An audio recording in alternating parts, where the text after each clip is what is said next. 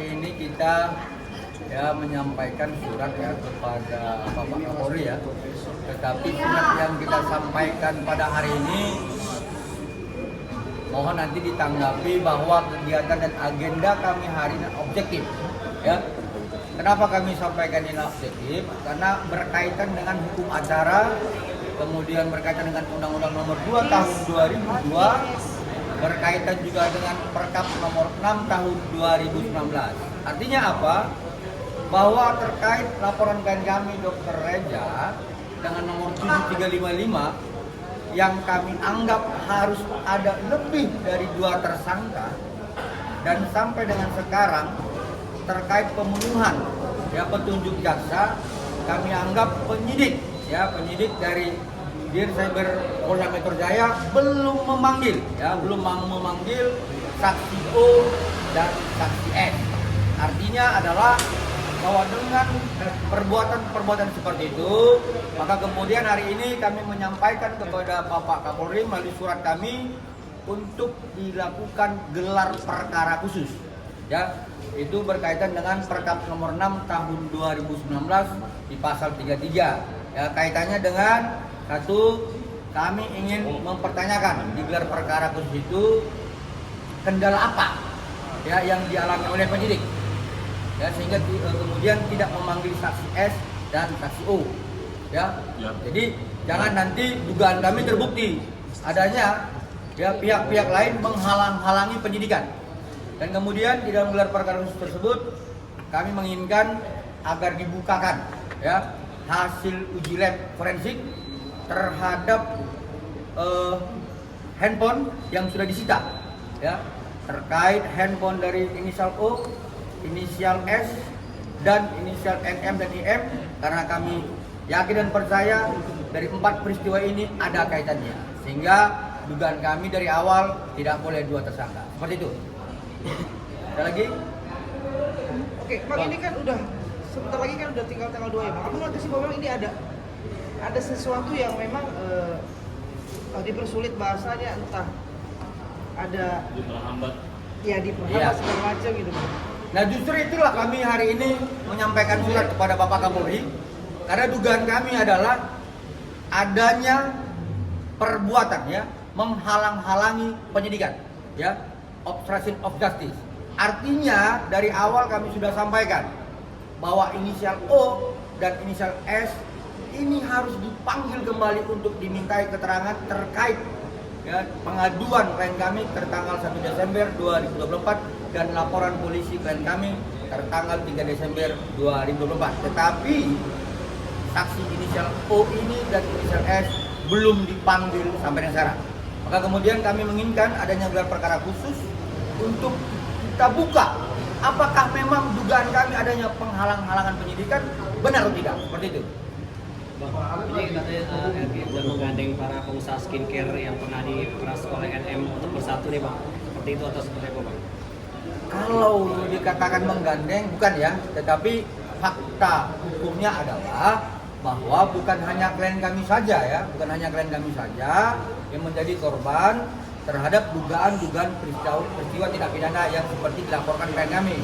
Sehingga kemudian ketika klien kami melaporkan dugaan tindak pidana terhadap NM, IM, dan inisial O, lalu beberapa brand owner yang lain datang dengan sukarela mendukung, seperti itu. Yang lain? Pak, kalau dari Dr. S kan selalu bilang nggak usah lah maksa-maksa orang nggak bisa jadi tersangka, kalau dijadiin tersangka maksa banget sih, ngabet banget sih, gimana tuh kata Bang? Nantangin nih, Bang. Jadi sebenarnya begini, kalau soal itu ya saya serahkan jawabannya kepada sejawatnya ya, Dr. Andreas ya. Karena kan Dr. Andreas juga sudah mentersangkain dia di Polda Medan dan juga sudah pernah tunjuk ya. Oke, ya dok. Syukur dari Nggak, dulu, jawab dulu, menjawab. Nggak, dia nggak mau tersangka sama saya gitu. Jadi sebenarnya kalau kita melihat peristiwanya, ini kan ada peristiwanya, sehingga bukan memaksakan untuk dijadikan tersangka, tapi memang hukum ini kan harus berjalan dengan tegak lurus ya. Kalau memang dia harus ada faktanya, ya dia harus masuk gitu loh. Karena memang kalau kita lihat dari pelaporan ini, peristiwanya ada, buktinya ada, semua sudah ada, semuanya itu ada. Gitu. Jadi bukan untuk kenapa harus memaksa, nggak seperti itu. Sama juga seperti kasus saya, ya memang dia ada mengatakan hal-hal yang melanggar undang-undang, sehingga dia harusnya memang tersangka harusnya. Jadi bukan memaksakan, tapi memang udah seharusnya.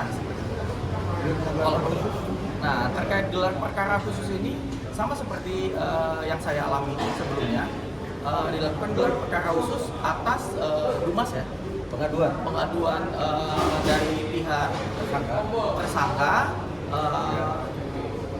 bahwasanya yang saya alami ya di dalam adanya gelar perkara khusus ini dilakukan dikarenakan adanya sangkaan atau dugaan kenapa kok bisa jadi tersangka, sehingga akan dicek bagaimana perjalanannya, kenapa kok bisa menjadi tersangka. Nah, ini kebalikannya nih. Nah, kenapa ini tidak menjadi tersangka? Gitu. Ini jadi terbalik dari kasusnya saya. Jadi saya rasa ini langkah yang harus dilakukan.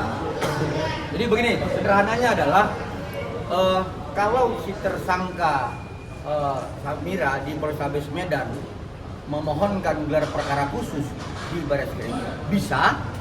Kenapa tidak? Ya, klien kami Dr. Reza Gladys tidak bisa memohonkan gelar perkara khusus. Tetapi ini terhadap kenapa tidak ada tersangka lain? Begitu. Ya begitu dok ya.